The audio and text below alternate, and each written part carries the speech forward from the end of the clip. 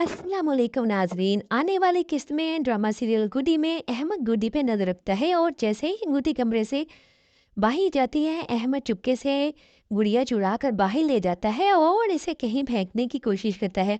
मगर नाजरीन, गुडी अहमद के साथ क्या करती है, इससे पहले कि हम आगे बढ़े, आपसे दरख्वास्त है कि जिन्होंने अभी तक मेरे चैनल को सब्सक्राइब नहीं किए वो प्लीज़ सब्सक्राइब कर लें और मुझे सपोर्ट करें। शुक्रिया।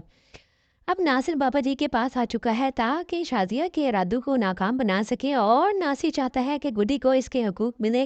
नाजरीन, एक तरफ नासिर एक बहुत अच्छा इंसान है जो गुड्डी की मदद के लिए आया है, दूसरी तरफ शाजिया है जो हमेशा गुड्डी को नुकसान पहुंचाने के दर पे रहती है। अब अहमद बात नहीं आता जब वो गुड्डी के साथ कुछ करने की कोशिश करता है, गुड्डी इसका असली चेहरा दिखाती है, मगर अहमद को ज़रा भी खौफ नहीं आता। इस बार तो अहमद ने हद ही पार कर दी। वो चुपके से गुड्डी के कमरे में से गुड्डी उठाता है और इसे जलाने की बजाय कहीं बाहर फेंक आता है। जैसे ही वो गुड़िया फेंकता है, अचानक खुद गिर पड़ता है और हैरान होकर कहता है, ये क्या हो रहा है, मैं कैसे गिर गया, मुझे किसने धक्का दिया। और हैरत अंगेज तौर पे गुड़िया खुद ब खुद वापस गुड्डी के कमरे में पहुंच जाती है। अहमद ये सब कुछ देखकर दंग रह जाता है और फौरन घर जाकर अपनी माँ से कहता है, अम्मी, मैंने गुड़िया फेंकी थी मगर वो खुद वापस घर आ गए। फिर अहमद अपनी माँ से कहता है, अम्मी, आप बाबा जी से बात करें।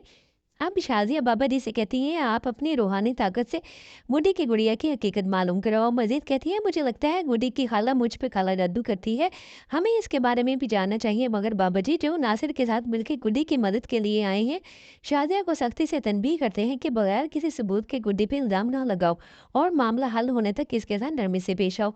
नासिर भी बाबा जी से कहता है कि अब शाजिया को समझाएं कि वो गुड्डी पे जुल्म करना बंद कर दे। दूसरी तरफ इशरत सोनी के बारे में फ़िक्रमंद है, मगर वो अपनी मर्ज़ी की मालिक बनी हुई है और किसी की नहीं सुनती।